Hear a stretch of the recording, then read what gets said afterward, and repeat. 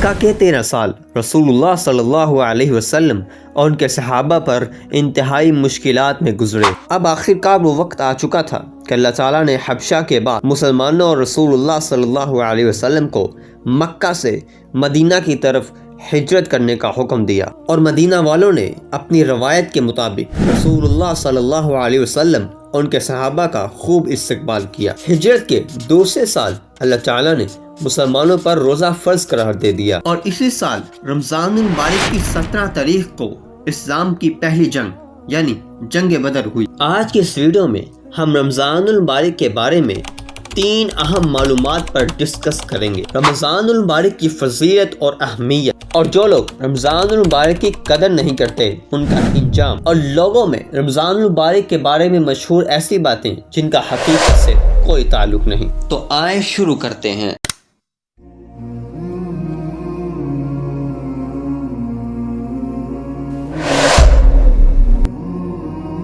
رمضان المبارک کی فضیلت کا اندازہ اس بات سے لگایا جا سکتا ہے کہ حضرت ابو ہریرہ رضی اللہ عنہ فرماتے ہیں کہ رسول اللہ صلی اللہ علیہ وسلم نے فرمایا، اذا دخل رمضان فتحت ابواب السماء، جب رمضان آتا ہے تو آسمان کے دروازے کھول دیے جاتے ہیں۔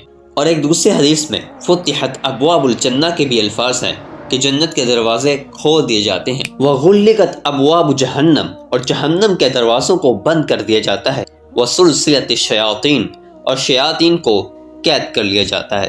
یعنی رحمت کے دروازے بھی کھول دیے گئے اور جہنم کے دروازوں کو بھی بند کر دیا گیا، اور شیاطین جو سرکش ہیں ان کو بھی قید کر لیا گیا، سوائے ابلیس کے، کیونکہ اللہ تعالیٰ نے اس کو قیامت تک مہلت دی ہوئی ہے۔ اب جو میں آپ کو ایک واقعہ سنانے لگا ہوں، یقیناً آپ اس کو سننے کے بعد خوش ہو جائیں گے، کیونکہ آپ کو ایک عمرہ کرنے پر ایک حج کا ثواب ملے گا۔ اسلام کی تاریخ میں سب سے پہلا حج ہوا۔ انصار کی ایک عورت حج پر نہیں گئی۔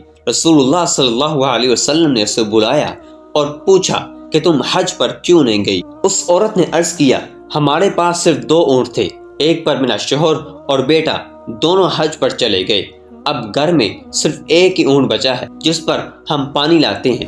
رسول اللہ صلی اللہ علیہ وسلم نے فرمایا، اچھا کوئی بات نہیں، جب رمضان آئے گا تو عمرہ کر لینا، اس کا ثواب حج کے برابر ہے۔ سبحان اللہ۔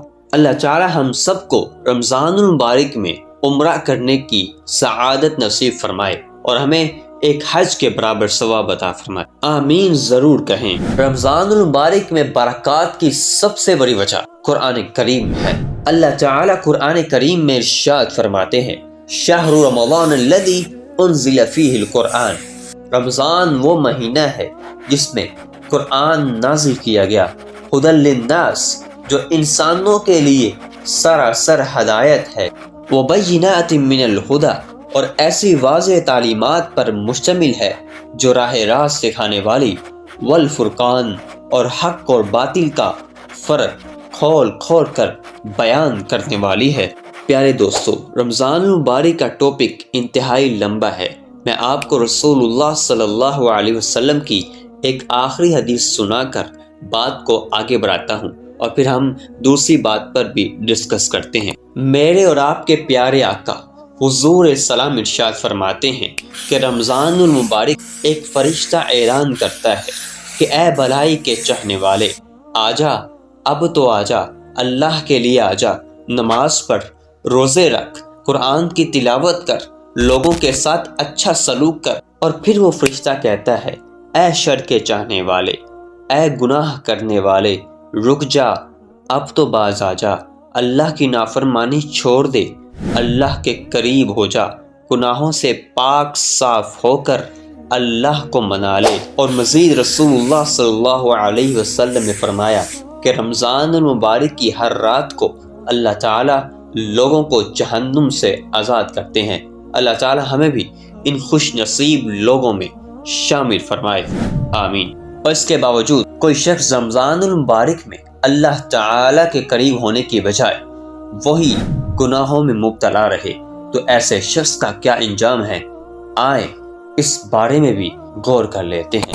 حضرت کعب بن عجرہ رضی اللہ عنہ فرماتے ہیں، رسول اللہ صلی اللہ علیہ وسلم نے ایک دن صحابہ سے فرمایا کہ ایک منبر لے کر آؤ۔ ہم رسول اللہ صلی اللہ علیہ وسلم کے لیے ایک ممبر لے کر آئے۔ آپ صلی اللہ علیہ وسلم نے پہلی سیڑھی پر قدم رکھا تو فرمایا آمین، پھر جب دوسری سیڑھی پر قدم رکھا تو پھر فرمایا آمین۔ اسی طرح آپ صلی اللہ علیہ وسلم جب تیسری سیڑھی پر چڑھے تو فرمایا آمین۔ جب رسول اللہ صلی اللہ علیہ وسلم ممبر سے نیچے تشریف لے آئے تو ہم نے عرض کیا یا رسول اللہ صلی اللہ علیہ وسلم، آج ہم نے آپ سے ایسی بات سنی ہے جو اس سے پہلے کبھی نہیں سنی۔ آپ صلی اللہ علیہ وسلم نے فرمایا جناب جبرائیل علیہ السلام میرے پاس آئے اور کہا اس آدمی کی ہلاکت ہے جس آدمی نے رمضان المبارک کا مہینہ پایا اور اپنے گناہوں کی بخشش اور معافی حاصل نہ کر سکا۔ اس کے جواب میں نے کہا آمین۔ تو پھر جب میں نے دوسری سیڑھی پر قدم رکھا تو جبرائیل علیہ السلام نے کہا ہلاکت ہے اس آدمی کے لیے جس کے سامنے آپ صلی اللہ علیہ وسلم یعنی خاتم الانبیاء حضرت محمد رسول اللہ صلی اللہ علیہ وسلم کا ذکر کیا جائے اور وہ آپ صلی اللہ علیہ وسلم پر درود نہ بھیجے۔ میں نے اس کے جواب میں کہا آمین۔ پھر جب میں نے تیسری سیڑھی پر قدم رکھا تو جبرائیل علیہ السلام نے کہا جس شخص نے اپنے ماں باپ یا دونوں میں سے کسی ایک کو بڑھاپے کی حالت میں پایا اور ان کی خدمت کر کے جنت حاصل نہ کی اس کے لیے بھی ہلاکت ہو۔ میں نے اس کے جواب میں کہا آمین۔ تو یہ ایک حدیث سے کافی ہے ایسے شخص کے لیے جو رمضان المبارک کی قدر نہیں کرتا۔ اگر اس کے دل میں ڈر ہے، اللہ کا خوف ہے، تو وہ ضرور اللہ کی عبادت کرے گا، رمضان المبارک کی قدر کرے گا اور گناہوں سے بچے گا۔ اللہ تعالی ہم سب کو رمضان المبارک کی قدر کرنے، اپنے والدین کی قدر کرنے اور رسول اللہ صلی اللہ علیہ وسلم کا جب بھی نام آئے تو درود شریف پڑھنے کی توفیق عطا فرمائے۔ اب لوگوں میں کچھ ایسی باتیں بھی مشہور ہو چکی ہیں کہ جن کو ہائی لائٹ کرنا بھی میں ضروری سمجھتا ہوں۔ اگر آپ بھی ان میں سے کسی ایک بات پر یقین کرتے ہیں تو برائے مہربانی سوچیے، سمجھیے اور پھر فیصلہ کیجیے۔ عوام الناس میں ایک یہ بات بھی مشہور ہے کہ جس نے رمضان المبارک کی آمد پر سب سے پہلے خبر دی اس پر دوزخ کی آگ حرام ہے۔ حالانکہ یہ بات نہ کسی حدیث میں ملتی ہے اور نہ ہی قرآن کی کسی آیت۔ اور اب کچھ لوگ ضعیف حدیثوں کو یعنی جن احادیث کی چین کمزور ہے لوگوں کے سامنے بیان کرتے ہیں۔ میں ایسے لوگوں کو بڑے پیار اور محبت سے کہتا ہوں کہ ایسی حدیثوں کو کیوں بیان کرتے ہو کہ جن کے بارے میں شک و شبہ ہے؟ کیوں نہ ایسی حدیثیں بیان کی جائیں جو صحیح ہیں اور جن پر اتفاق ہے۔ اور انہی میں سے میں صرف 2 ضعیف احادیث آپ کے سامنے پیش کر کے اجازت چاہوں گا، جن میں سے ایک یہ ہے، کہا ہی جاتا ہے کہ رسول اللہ صلی اللہ علیہ وسلم نے فرمایا رجب اللہ کا مہینہ، شعبان میرا مہینہ اور رمضان المبارک میری امت کا مہینہ۔